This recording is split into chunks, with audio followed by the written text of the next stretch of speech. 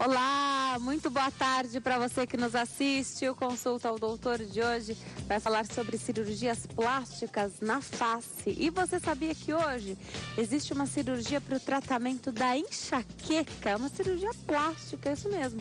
Quem tira as nossas dúvidas é o médico cirurgião plástico, Dr. Paolo Rubês. Não saia daí, o Consulta ao Doutor já está no ar.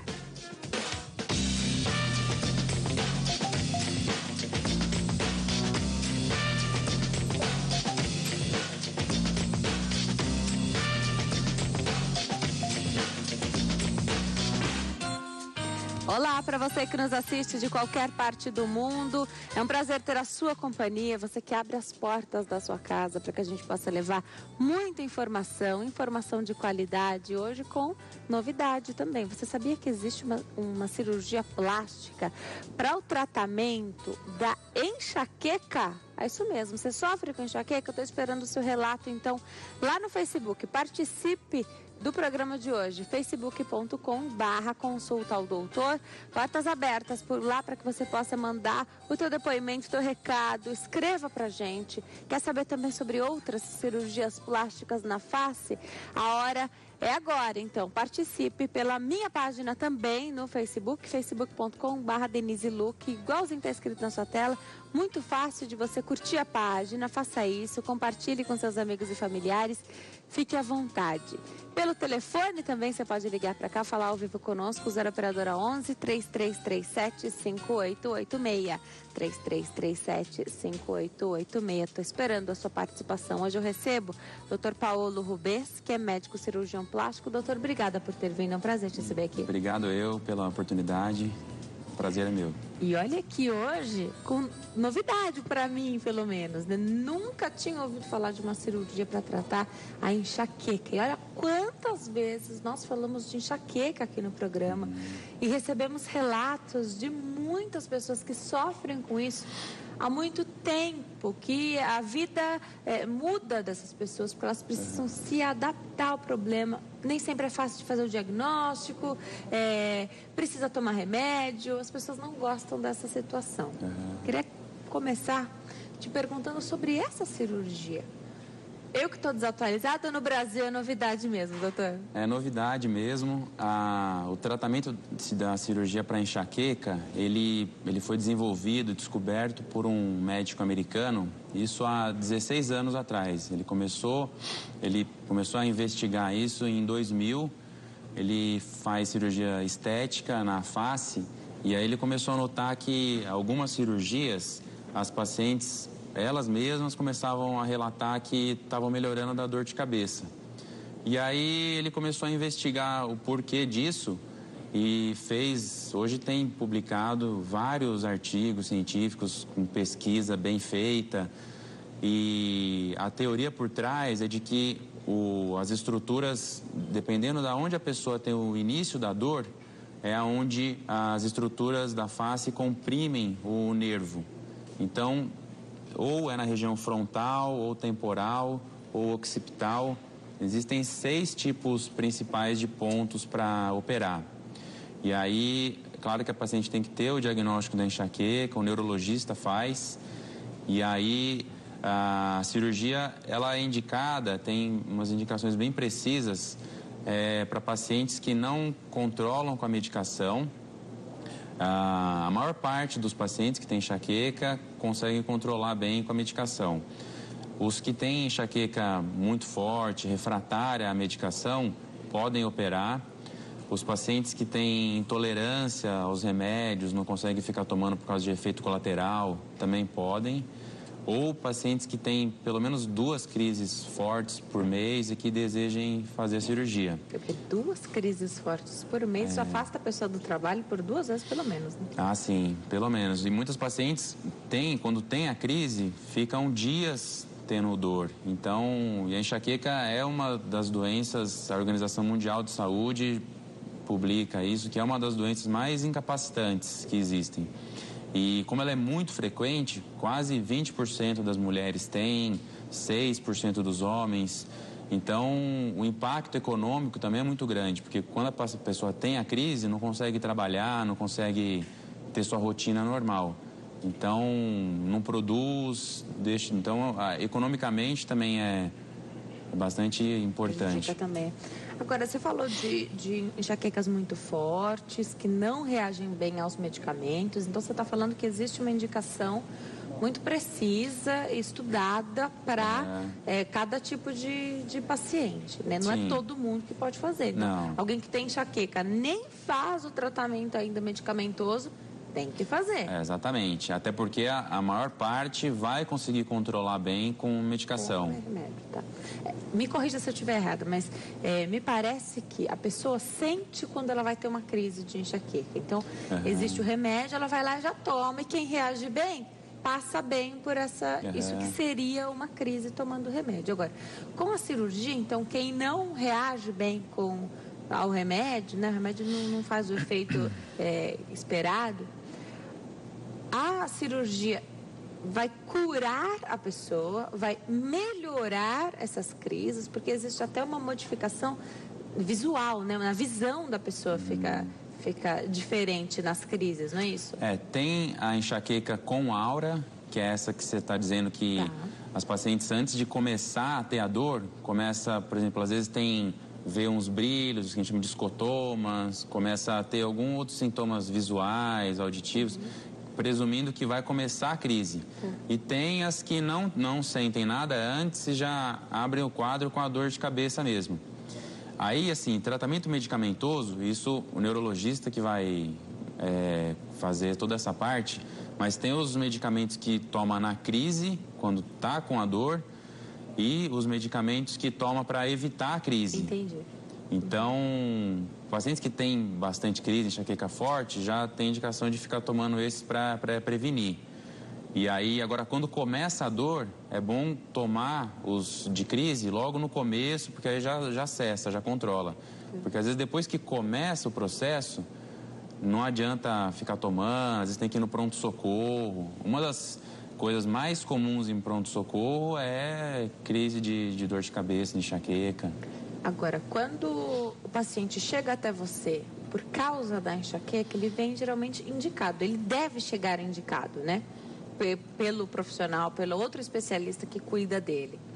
Ou o próprio neurologista pode indicar, ou se o paciente sabe, como é uma coisa que no Brasil está recente, se o paciente por acaso fica sabendo do tratamento, pode procurar também. De qualquer forma, você vai checar se ele fez já todo o tratamento, a parte clínica primeiro, né? Se ele tentou buscar tudo isso. Agora, vamos imaginar que ele não queira mais tomar o remédio. Ele reage bem até. Mas ele está cansado, ele toma outros remédios, ele não quer tomar para a enxaqueca.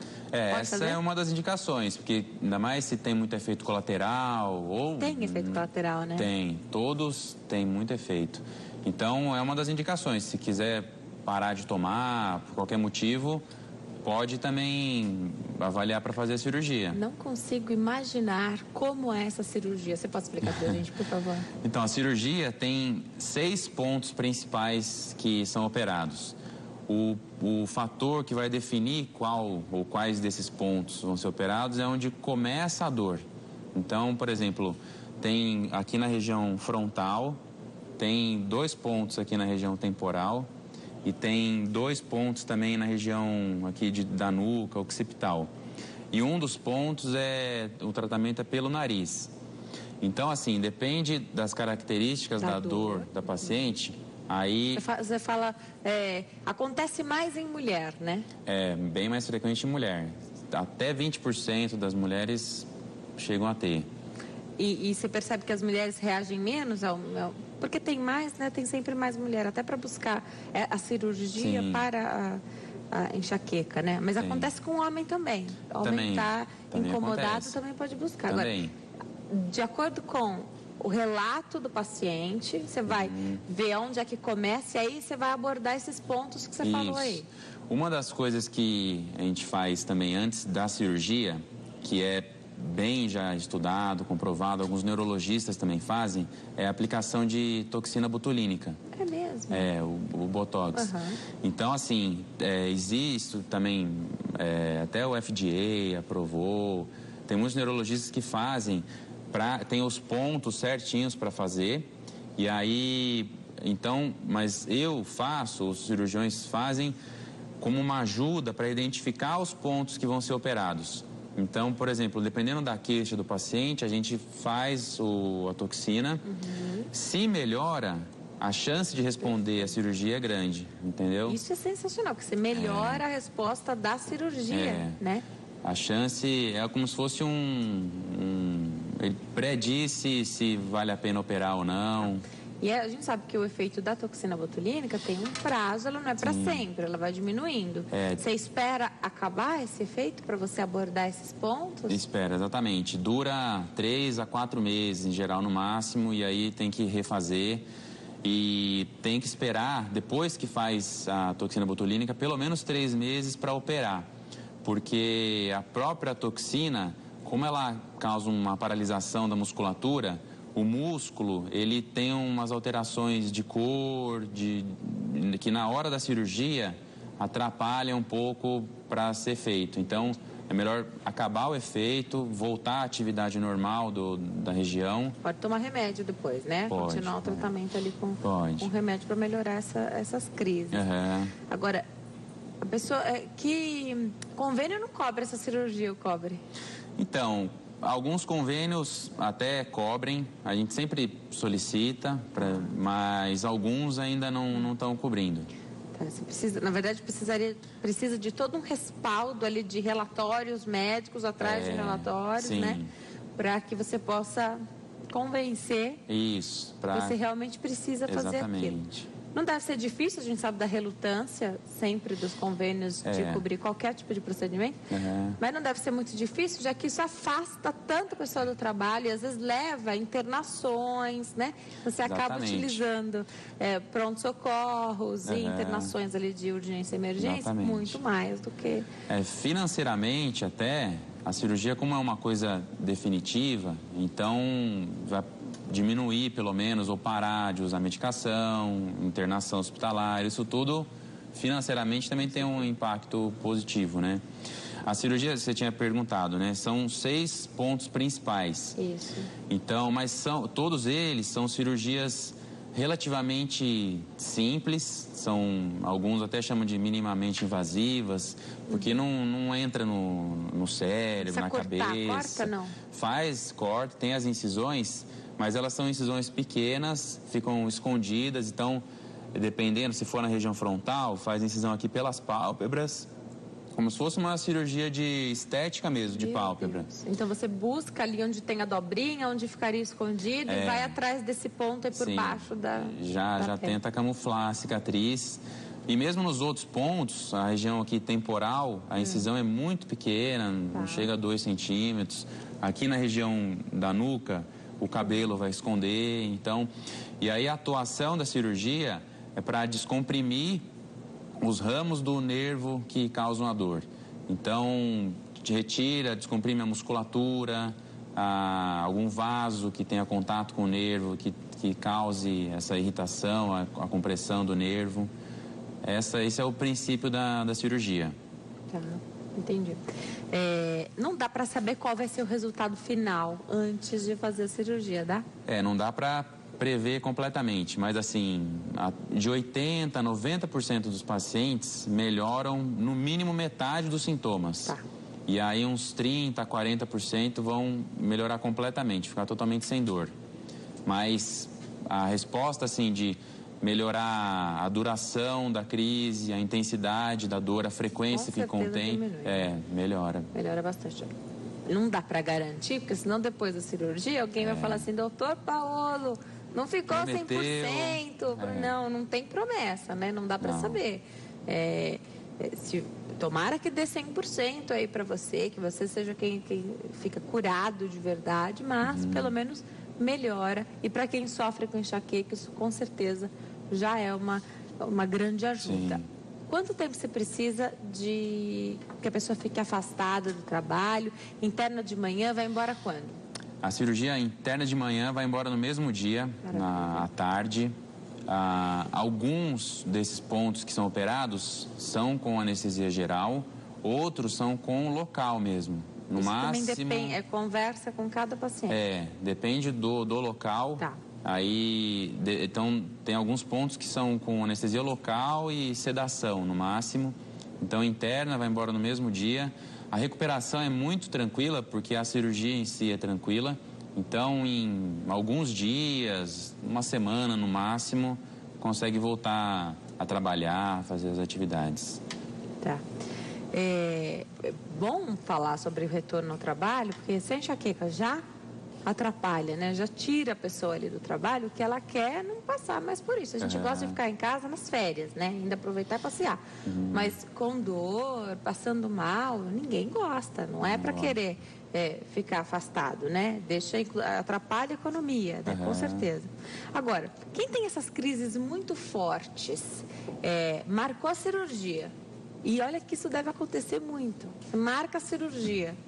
E aí, naquele dia ou dias antes, você tem aquela crise muito forte, que o remédio não deu conta, você estava emocionalmente já estressado, porque está ansioso para fazer a cirurgia. Acontece isso, opera, não opera, espera passar. Acontece, pode acontecer, mas não influencia na cirurgia. Tá. Não tem problema. A única coisa que a gente espera é quando faz a toxina botulínica, aí dá esse período de 3, 4 meses para operar.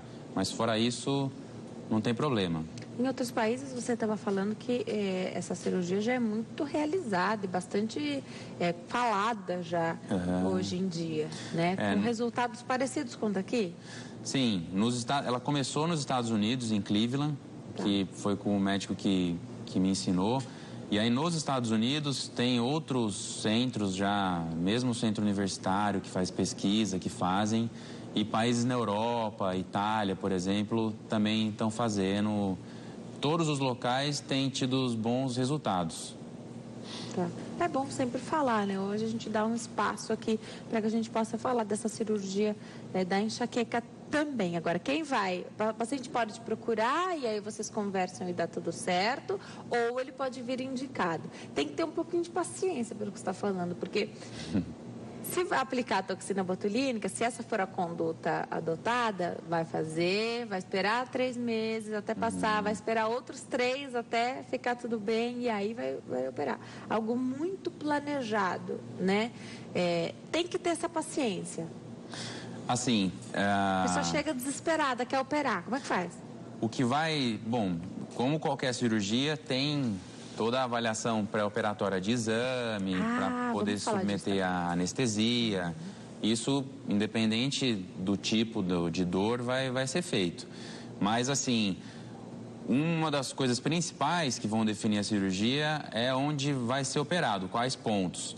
Então, algumas pacientes, elas conseguem definir muito precisamente aonde que é o início da dor.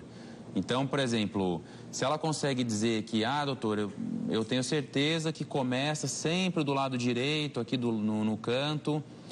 Então, quando ela consegue definir bem aonde é o início da dor, a gente pode até programar a cirurgia independente de fazer botox. E agora, quando ela tem dúvida de onde começa, se é de mais de um lugar ou não, aí é importante fazer o botox para poder definir aonde que ela melhora para poder operar. Mas não que... Então, assim, se ela conseguir definir bem o local, e muitas vezes, como a paciente às vezes não é daqui de São Paulo, vem de outro lugar, para ficar, vem, faz botox, volta, vem de novo. Então, assim, depende muito do que ela consegue dizer da dor, das características. A Ana Melissa Mello faz uma pergunta maravilhosa aqui, diz que sempre assiste o programa, que adora, que é muito instrutivo. Obrigada, Ana. Um beijo para você. A pergunta dela é a seguinte: já sofro com enxaqueca há 4 anos, tomo medicamento, ela fala até o nome do medicamento, a dor dela é temporal e frontal. Pergunta: então seriam 2 cirurgias? E ela fala sobre as cicatrizes. O doutor falou que tenta esconder ao máximo ali as cicatrizes e cirurgiões plásticos fazem isso lindamente, né? Ela fala de Aracaju, Sergipe. Um beijo para você, para todo mundo de Aracaju. Doutor, não seriam 2 cirurgias, né? Seriam 2 pontos a serem tratados. Isso é feito na mesma cirurgia. Maravilha. Mas isso é muito comum, ter mais de um ponto para tratar. Mas é feito no mesmo procedimento. Então, assim, aqui na região temporal tem 2 pontos principais. Um deles, que é mais próximo aqui do cabelo, a gente faz com uma incisão local, ali pequenininha. Um outro ponto, que é mais próximo aqui da região da órbita, do olho, esse a gente acessa com material de videoendoscopia. Então, para não ficar uma cicatriz aparente, a gente faz dentro do couro cabeludo e usa um material para chegar nessa região aqui sem cicatriz na face. Tá. E aí, por exemplo, essas pacientes que têm esse ponto e o ponto frontal, a gente faz os 2 pontos pela videoendoscopia. Tá. Ou faz o frontal pela pálpebra aqui. E aí a cicatriz vai ficar escondida, como faz com cirurgia estética de pálpebra mesmo. Tá. Essas perguntas são muito comuns, né? Mas na hora de conversar... Então, por exemplo, a gente está aqui com o Dr. Paolo. De repente você vai operar com outro especialista e ele vai te falar que ele faz de outro jeito. Uhum. Tem que conversar e perguntar, né? Como é que vai ficar essa cicatriz? Por onde você vai tentar fazer essa... E tem imprevisto? E na hora, então? Você planejou fazer desse jeito que você me contou aqui agora. Uhum. Na hora, você não consegue acessar o ponto, de repente. Tem outra maneira de esconder também a cicatriz e acessar? A ideia é sempre essa. Dos pontos que tem para tratar, qualquer cirurgia, na verdade, pode ter imprevisto, de qualquer tipo, né? Esses de enxaqueca, o imprevisto que pode acontecer é na hora ter dificuldade para identificar onde está o nervo, para poder fazer o tratamento de descomprimir o nervo que causa a dor. Mas assim, o único tipo que dá para a gente fazer 2 incisões diferentes, se uma delas estiver dificultando o acesso, é essa da região frontal. Por exemplo, se a gente está fazendo pela videoendoscopia, aqui pelo couro cabeludo, se está difícil de manusear o material, se a paciente tem uma anatomia da face que não é favorável, pode acontecer da gente querer acessar pela pálpebra também. Não é que vai trazer uma cicatriz aparente, inestética, mas pode acontecer isso. Não. Agora, os outros pontos, não tem muita alternativa de incisão, então ou aquela em cima, aqui na temporal, ou na região occipital. Não existem outros lugares para a gente ficar tentando. A Vanúzia Dias diz que sente uma dor muito forte, não consegue ficar de olho aberto, claridade incomoda, barulho incomoda também. Um médico disse que se trata de enxaqueca, mas ela nunca fez nenhum exame. Pergunta o que você recomenda. E eu acredito que possam surgir pessoas no seu consultório, na sua vida, porque o médico nunca descansa, tá na família, tem pergunta, tá com os amigos, tem pergunta também, né? Precisa fazer exames para ter certeza que é enxaqueca e para partir daí trilhar a estrada do tratamento e poder optar, inclusive, pela cirurgia? Precisa fazer exame ou só com a parte clínica você já consegue saber? Tá, boa pergunta. Tem muita paciente que começa a ter dor ou tem há pouco tempo, que nunca procurou médico nenhum, nem neurologista. O diagnóstico vai ser feito por um neurologista. E agora o diagnóstico da enxaqueca, ele é um diagnóstico clínico. Não existe um exame específico que vai dizer, você tem enxaqueca. Na verdade, o que muitas vezes os neurologistas fazem é pedir, por exemplo, tomografia de crânio para excluir outras causas, um tumor, uma coisa assim. Mas a enxaqueca em si é diagnóstico clínico mesmo. Tá. Agora, a partir do momento que se fez a cirurgia, a pessoa já percebe um resultado ou só muda quando realmente tiver uma nova crise ou era para ter tido uma nova crise? Como é que se percebe isso? A pessoa fala, doutor, não percebi mudança não. Você fala, mas você teve crise? Não. Então, em algumas semanas já dá para sentir o resultado. Porque muitas dessas pacientes, como é enxaqueca de difícil tratamento, tem dor às vezes quase que diária, então com pouco tempo que operou, já consegue notar a diferença. Algumas semanas, assim, no máximo 1, 2 meses, mas a melhora é relativamente rápida. A gente sabe que a enxaqueca é diferente de dor de cabeça, né? Então, é um tipo de dor de cabeça. Mas não é só aquela dorzinha de cabeça que a gente pode ter um dia ou outro, é muito mais sério, né? Sim. Realmente dá uma paralisada ali na pessoa, faz com que ela precise faltar. Uma dor de cabeça comum, não, a gente fica trabalhando com a dor de cabeça às vezes, né? Quem faz a cirurgia da enxaqueca acaba melhorando também nos episódios comuns de dor de cabeça? Então, de repente, você está um pouco mais estressado, está mais cansado, teria uma dor de cabeça ali, porque é muito comum as pessoas terem, né? Melhora também? Então, a cirurgia, ela é específica, é voltada para a enxaqueca. Então, assim, existem dezenas de causas de dor de cabeça. Se a paciente tem uma dor de cabeça, por exemplo, tensional, por algum outro motivo, ela não vai ser beneficiada pela cirurgia. Entendi. Uma dor, como que você falou, qualquer uma dor comum, cansado, assim, pode continuar tendo, normal. Perfeito. Vamos atender uma telespectadora que está na linha? Eu falo com a Glória, do Rio de Janeiro. Oi, Glória, tudo bem? Boa tarde. Boa tarde. Seja bem-vinda, obrigada por ter ligado. Nada, minha filha. Fique à vontade, pode perguntar. Eu gostaria de falar com o doutor que ninguém aborda esse assunto, mas a minha filha tem alergia a analgésico e anti-inflamatório. Não pode tomar remédio. E ela tem enxaqueca quase sempre. Começa na fase temporal, na região temporal. Ela pode fazer essa cirurgia? Qual seria a anestesia? Excelente sua pergunta, Glória. Vou deixar o doutor respondendo aqui enquanto eu me preparo para dar um recadinho. Fica à vontade, doutor. Ô, Glória, obrigado pela pergunta. Então, uma das indicações da cirurgia é para caso, por exemplo, quando a paciente tem ou até alergia ou intolerância às medicações, com muito efeito colateral, não consegue continuar tomando. A alergia a analgésico, anti-inflamatório, aí ela vai ter dificuldade para tomar as medicações na crise.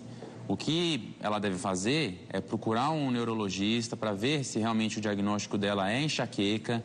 E aí o que ele pode fazer é passar as medicações que a gente chama de preventivas. Não é analgésico e nem anti-inflamatório, são outros tipos, outras classes de medicamentos para ela evitar a crise.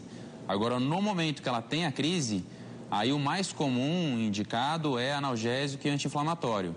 Agora, existem outras alternativas, até opioides, mas se ela não conseguir controlar com essas medicações preventivas, aí realmente, como ela vai ter que ficar usando muito analgésico anti-inflamatório, ela vai ter dificuldade e ela pode sim procurar a cirurgia. Não posso te falar assim à distância, onde que é a incisão, como que é, porque eu preciso vê-la, ver exatamente as características dela, da dor dela, para a gente poder definir então o ponto e como que vai ser feito. Tem tanta coisa para falar, o doutor vai ter que voltar para a gente falar um outro dia das outras cirurgias plásticas. Mas se der tempo, você tiver alguma pergunta, pode fazer sobre qual que é a cirurgia plástica que o doutor pode responder aqui pra gente. Se bem que eu já tenho anotado rinoplastia, ritidoplastia, otoplastia e blefaroplastia.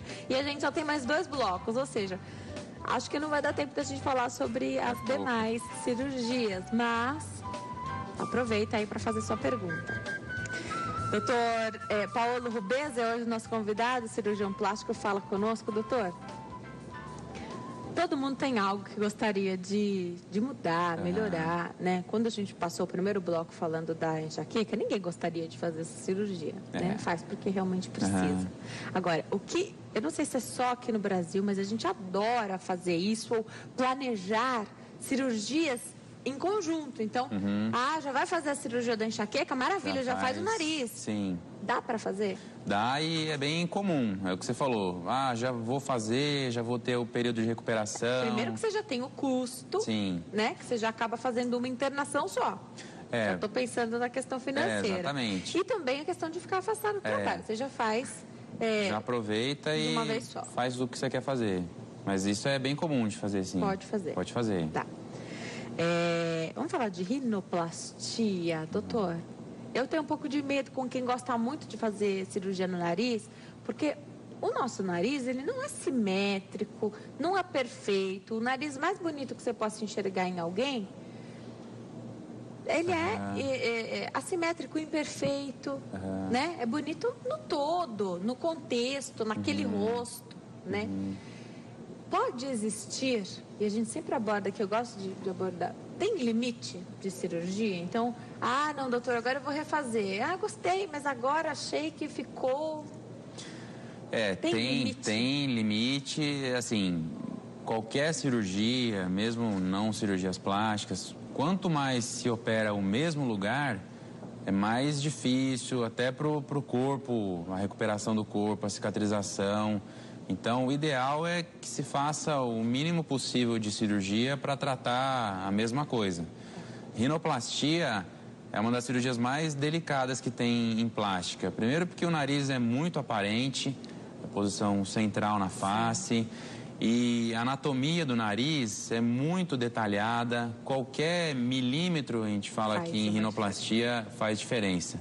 Então, o ideal é que se procure um especialista em rinoplastia, porque a chance de repente, acontecer um resultado insatisfatório, para não ter que ficar operando de novo, deve ser feito da primeira vez, bem feito.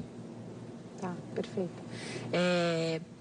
Sobre o que a pessoa quer mudar no nariz. Então, vamos imaginar, e hoje a gente fala muito disso, porque os médicos cada vez mais têm falado, olha, não pode garantir resultado, o que combina com você, com a outra pessoa que você achou bonito, não combina com você. Como é que se compõe e como é que você enxerga isso e pode contar para o paciente a proporção correta? Então, de repente, você tem alguém que é grande, então um homem que é muito grande, o nariz dele é grande também, mas que no contexto é perfeito, né?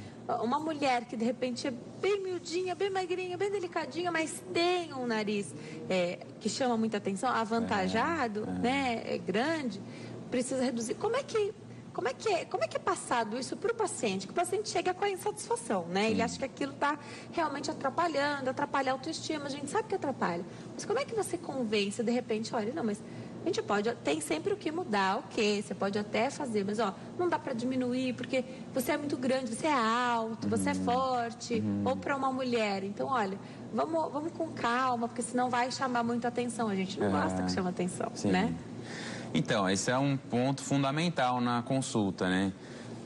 Precisa, por exemplo, rinoplastia, qualquer cirurgia no corpo e na face principalmente, o que vai ser operado, ele é analisado não só o local em si, mas toda a anatomia ao redor. Então, o nariz, ele é todo analisado em medida, proporção que ele tem com o resto da face, por exemplo, a distância da base do osso com a distância entre os olhos. Existe uma série de comparações que a gente faz para buscar um resultado harmônico. E como qualquer outro local do corpo. Então, assim, é importante o cirurgião ele explicar muito bem com a paciente e tentar notar se o que a paciente quer é realmente algo compatível, real. Porque é até relativamente frequente alguns transtornos de personalidade, comportamento, que às vezes a pessoa exagera, nunca está satisfeito. Então, a gente tem que procurar ao máximo fazer uma consulta que consiga diagnosticar alguma alteração psicológica para não cair nesse problema de opera, não, ficou um detalhezinho ali, opera de novo e não tem fim. Então, é fundamental entrar em acordo, tanto a paciente quanto o cirurgião. É o que você falou, a cirurgia plástica, como qualquer outra área da medicina, não pode prometer um resultado. Mesmo, não é que a pessoa vai tratar um câncer, a gente não pode prometer que vai curar. Plástica é a mesma coisa, não quer dizer que vai, né? Então, a expectativa do paciente tem que ser compatível com a realidade, com o que o cirurgião pode oferecer. Tá. Tem hora para operar o nariz? Porque dizem, e eu quero saber se é mito ou verdade, que nariz e orelha não param de crescer? Mito. Então, não, a orelha, assim, na verdade, a orelha, quando é orelha de abano, a gente opera a partir dos 7 anos de idade. Tá. E que é uma idade que já teve um crescimento que aí você evita importante. Toda aquela história de bullying, chacota, exatamente. Né? E é a idade que começa a sofrer esse tipo de coisa na escola. Então, a partir dos 7 anos. Nariz, a gente espera até os 15 anos. Então, a partir dos 15, pode operar. Tá. O adulto, então, imaginar que você falou, a partir dos 15 anos já pode. Mas aí, aos 15 anos, não deu para fazer a cirurgia, também não tinha informação para fazer, que não sabia que podia, né? Que você podia escolher, que você quer, você achou que tinha que aceitar, enfim. Você se planejou. De quanto tempo você precisa antes de operar? E mais, se a pessoa tiver algum desvio de septo ou algum outro problema funcional no nariz, já pode fazer junto? Pode e deve, né? Na verdade, assim, a rinoplastia, ela tem tanto o aspecto estético quanto funcional. A gente não pode operar o nariz, ficar bonito e não respirar direito. Bem, não dá, né? Então, assim, a avaliação do nariz, antes de ser operado, tem que incluir essa parte funcional. Tá. Então, para ser feito tudo no mesmo tempo. Inclusive, para fazer a rinoplastia, muitas vezes a gente usa um pedaço do septo para poder montar os enxertos, fazer toda a estrutura do nariz. Então, se tem algum desvio, já é tratado no mesmo momento. Se o cirurgião plástico, no caso, tem treinamento, sabe fazer a correção do desvio, ele pode fazer. Agora, se não, aí um otorrino entra junto na cirurgia, faz, mas é ideal que se faça tudo ao mesmo tempo. Né? Perfeito. Para saber se está tudo em ordem, se a pessoa tem um problema funcional ou não, você precisa de exames e aí você precisa também da avaliação do otorrino, pode ser? O otorrino é o especialista que mais voltado para a parte funcional. E então, assim, tanto na consulta, com perguntas, a gente investiga se tem alguma queixa respiratória, mas muitas vezes a pessoa não sabe, eu acho que eu respiro bem e tal. Mas como a vida inteira cresceu respirando daquele jeito, para ela aquele jeito é o certo. Mas a tomografia de seios da face é que consegue identificar bem se tem algum desvio ou se respira realmente bem. Então, é um exame que é importante fazer antes de cirurgia de nariz. Tá. É importante, né? Porque, de repente, era uma bobagem, que você não mudaria até, você não ia operar. Uma coisa mínima aí de problema funcional, você não operaria. Mas já que você vai fazer uma cirurgia plástica, então aproveita e já deixa 100%, né? Como é que é hoje a recuperação? Porque o que a gente vê assusta, né? Então você vê o nariz todo coberto, né? Não sei quanto tempo que fica algo dentro aí das narinas, né? Isso assusta mesmo. Algumas pessoas têm mais tendência a ter um edema maior, então elas ficam cheias de olheira, o rosto fica roxo, né? A gente sabe que não é com todo mundo assim, mas assusta, doutora. Fala um pouquinho da recuperação pra gente. Então, a recuperação é o que você falou, varia muito de pessoa para pessoa. Em rinoplastia, o mais comum de acontecer é inchaço e o roxo. E a dificuldade para respirar porque o nariz incha tanto por fora quanto por dentro. Tá. Então, vai ter um pouco de dificuldade, vai ter que respirar um pouco pela boca. Mas isso, assim, dor praticamente não sente. E esse inchaço, roxo, com 2 semanas já teve uma recuperação boa. Então, o ideal é que fique 1 mês para poder voltar às atividades normalmente. Mas, com 2 semanas, a pessoa já consegue fazer praticamente o que fazia antes, exceto atividade física mais intensa. Perfeito. Eu vou me preparar para dar um recadinho. Enquanto eu chego até lá, rapidinho. Quando é que a gente vai poder ter certeza do resultado final? Porque pode demorar bastante, mas assim que dá uma desinchada e a pessoa já vai sair, já vai para uma festa, né? Ninguém vai achar que aquele ainda não é o resultado final. Se não tá roxo, se não tá com aparência de inacabado, né? De que ainda precisa sarar alguma coisa, a pessoa já fala, nossa, ficou lindo. E aí você vê as pessoas falando, não, mas ainda tá um pouco inchado. Quando é que tem o resultado final? E até chegar nesse resultado final, é verdade que não pode tomar sol? Conta pra gente. Sim, pergunta bem importante que todos os pacientes perguntam também. Não deve tomar sol com pelo menos 6 meses, até 6 meses da cirurgia não deve tomar sol. E a recuperação da rinoplastia, em termos de resultado final, a gente fala que até 1 ano a gente não pode dizer que está o resultado definitivo. O nariz, ele é uma das partes do corpo que mais demoram para responder, para ter o resultado final. A ponta do nariz demora para desinchar. Então, até 1 ano, a gente diz que não é ainda o resultado definitivo, só depois disso. Participe do programa 0 Operadora 11 3337 5886, também pela nossa rede social favorita, facebook.com/consulta ao doutor. Hoje eu converso com o Dr. Paulo Rubês, que é médico cirurgião plástico. Doutor, a gente falou brevemente da autoplastia, que é a correção das orelhas de abano, né? Você falou que a partir dos 7 anos já é possível realizar, né? Uma idade ótima, porque evita uma série de problemas, né? Agora, não é uma região muito fácil, né? Porque a gente dorme de lado, né? Muitas pessoas dormem de lado. Para as mulheres com cabelo comprido, a gente tem costume de colocar o cabelo atrás da orelha, o cabelo raspa, né? Enfim, não deve ser fácil. Precisa de um aparato muito grande nesse pós-operatório. Aí, como é criança, então, claro que pode se fazer em todas as idades, mas quando é criança, é melhor a recuperação? É mais difícil? Dói, doutor? Então, dor, assim, é um pouco dolorido, não é nada muito grande a dor. E aí, no pós-operatório, é o que você falou, como é bilateral, o que é um pouquinho chato é não poder ficar deitando sobre a orelha, pelo menos aí umas 2 semanas, é ideal. Depois que opera, a criança, a gente usa uma faixinha, tem umas faixas específicas para a cirurgia de autoplastia, que para segurar a orelha na posição nova. Você não volta? Mais para evitar de ficar dobrando, porque está muito recente.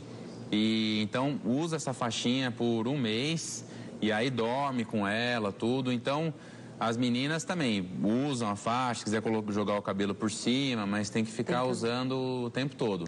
Agora, quem tem criança em casa, às vezes é bebê, e aí já vê que a orelhinha tá vindo mais pro lado.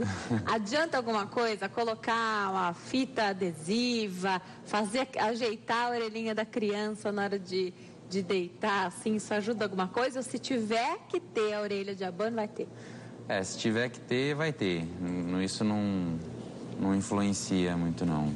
E aí dá pra corrigir. O bom é que dá pra corrigir cedo, né? Dá pra corrigir cedo, não é uma cirurgia complicada. Não fica cicatriz também? Fica, lógico, mas não dá pra ver, né? Fica inaparente porque a gente faz uma incisão, um corte atrás da orelha. Então, ainda mais que ela vai voltar para trás, aí ela fica totalmente escondida. Agora, doutor, até naturalmente, se a gente observar, a orelha não é uma coisa muito bonita da gente observar, mas as orelhas são diferentes, né? Tem gente que tem as orelhas bem coladinhas mesmo na cabeça.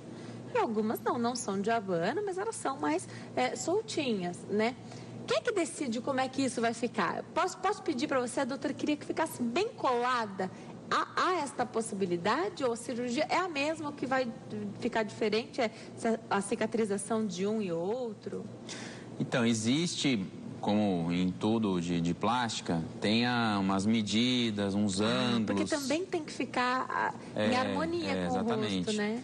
Então, assim, a gente segue essa angulação, por exemplo, da orelha com o crânio. Existe um padrão para ser seguido, que é o esteticamente mais adequado.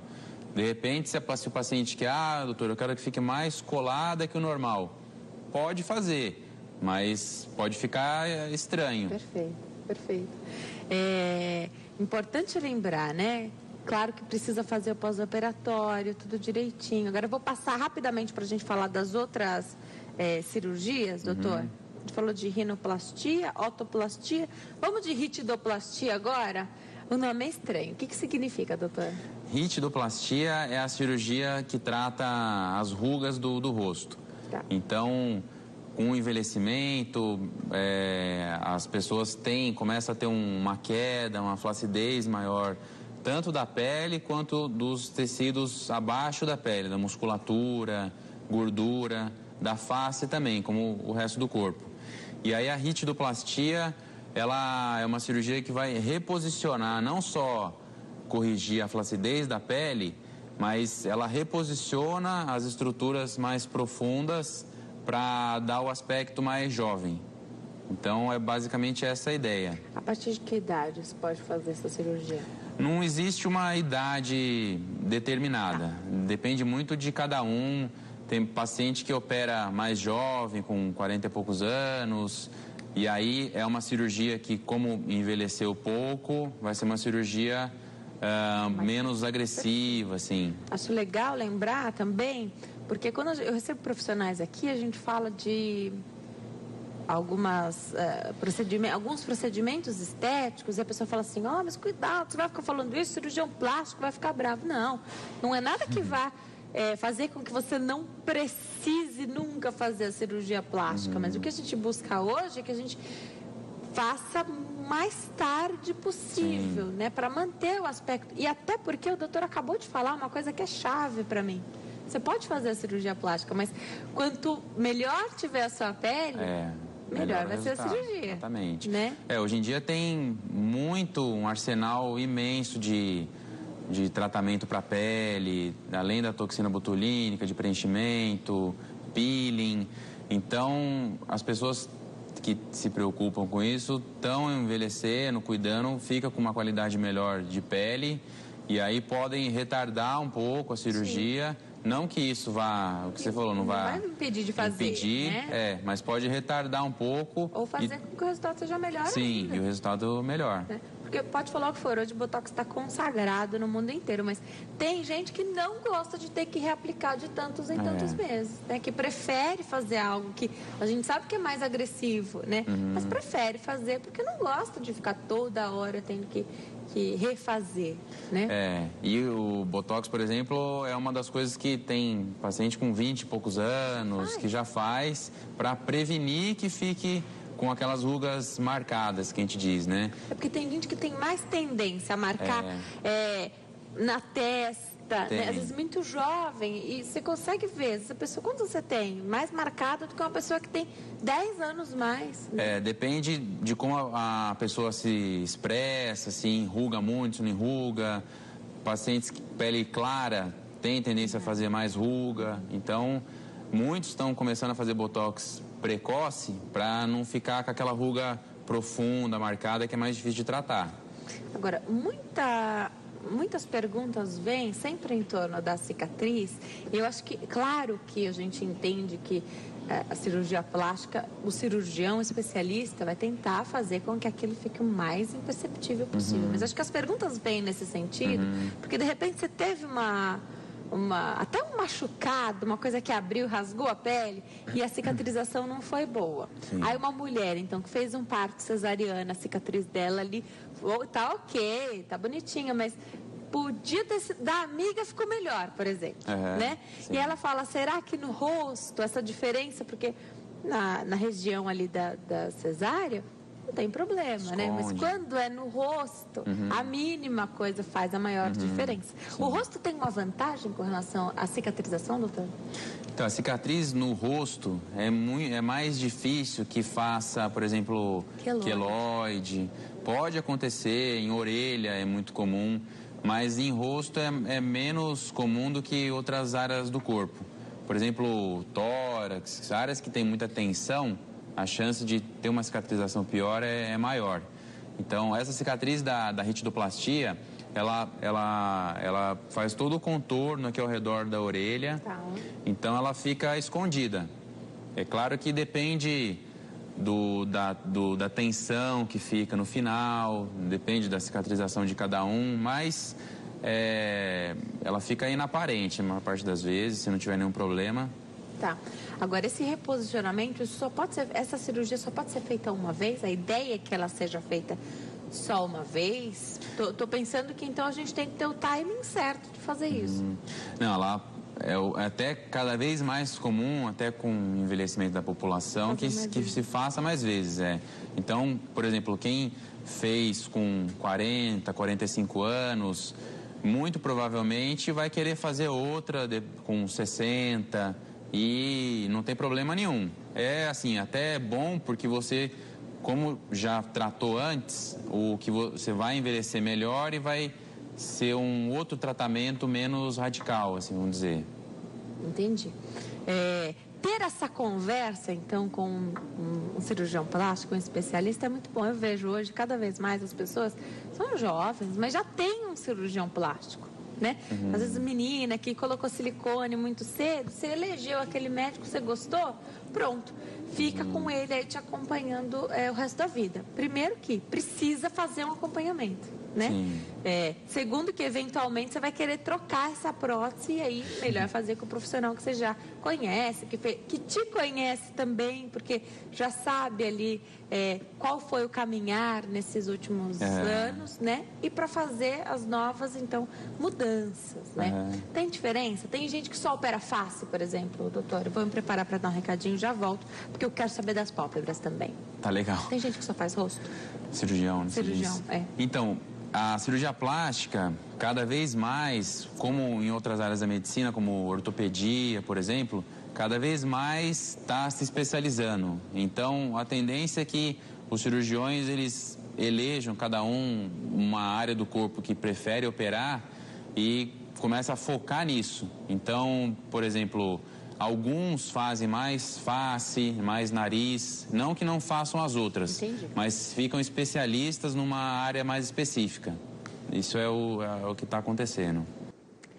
Vou voltar a conversar com o doutor Paolo. Doutor, vamos falar um pouquinho das pálpebras. Eu falei que o programa parece que é longo, mas ele é curto, porque tem um monte de coisa para a gente falar sobre esse tema, passar muito rápido, né?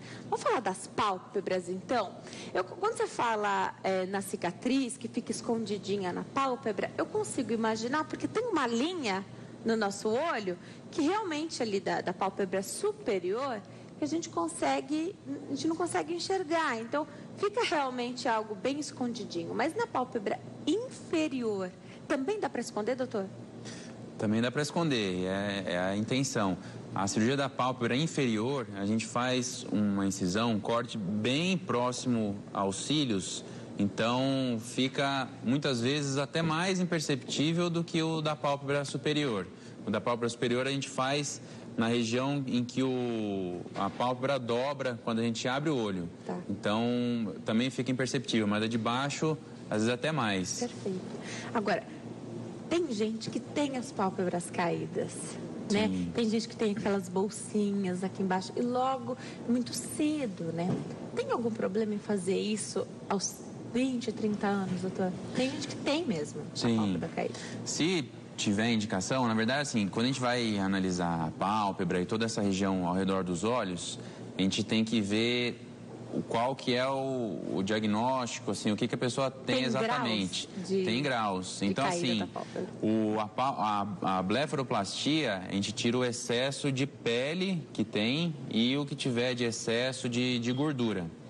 Mas o que pode acontecer é que a pessoa tenha aí uma doença até, é uma pitose da pálpebra, que é uma coisa que não tem a ver com só a blefaroplastia, não é só estético. Porque aí cai toda a pálpebra. Então a gente tem que reposicionar para abrir o olho, muitas vezes até atrapalha para enxergar. Isso é mais comum nas pessoas mais idosas, mas pode acontecer até com criança.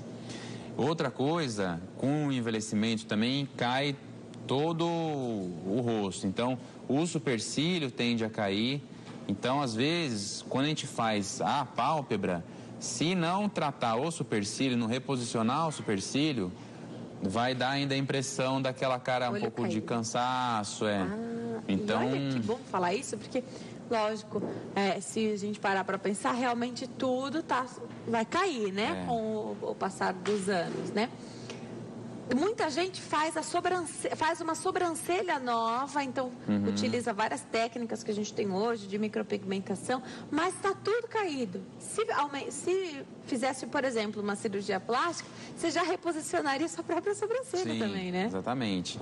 Aí é o ideal, assim, porque aí você reposiciona a sobrancelha e faz a pálpebra. Dependendo do grau de queda da sobrancelha, a própria toxina botulínica ajuda. É mesmo? A gente faz aqui perto dos olhos, ela ajuda a levantar um pouco. Mas se está muito caído, aí tem que fazer a cirurgia. Eu recebo perguntas de pessoas que estão com problema para enxergar mesmo, por causa da pálpebra caída, né? Nesses casos até convênio cobre, né? Quando a gente tem todo esse aparato que está realmente atrapalhando a visão, aí não é algo estético, é realmente algo que está atrapalhando a vida. Aí é o que a gente chama de pitose da pálpebra. Qual é a recuperação, doutor, para blefaroplastia, que é da pálpebra? O pós-operatório, assim, o que mais incomoda também é o inchaço, o roxo, mas não é uma cirurgia que dói, que vai ter dor. Então, semelhante à rinoplastia, o inchaço, a roxidão, com umas 2 semanas, o ideal aí 1 mês, tá bem recuperado. Tá. Sol, 6 meses. Não tomar. Pelo menos 6 meses. Agora, quando a gente tem uma cicatriz, ela pode ser pequena, parece que com o sol ela fica um pouquinho mais evidente. Mesmo quando já faz muito tempo que a gente tem aquela cicatriz. A gente sabe que o ideal seria evitar o sol sempre no rosto, né? Pelo menos no rosto, a gente evitar esse sol direto, colocar um chapéu, um boné. Vale também para quem tem... Para evitar, porque de repente a sua pele no sol fica marcada no lugar da cicatriz. É bom evitar? É bom evitar. Sempre passar protetor solar. Tá.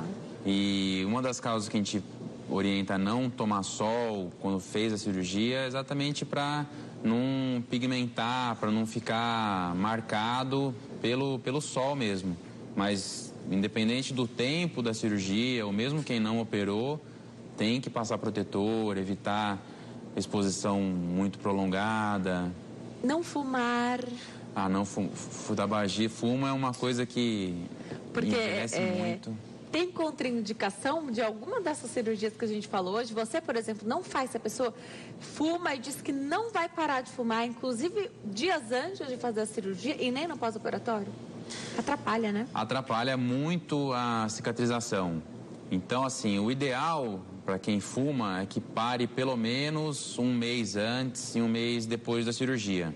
Se é uma pessoa que fuma muito, 1 maço por dia, aí é bom, dependendo da cirurgia, por exemplo, uma ritidoplastia, é até mais seguro que não faça, porque a chance de ter necrose, do tecido morrer e não cicatrizar bem é muito maior, as complicações são muito maiores.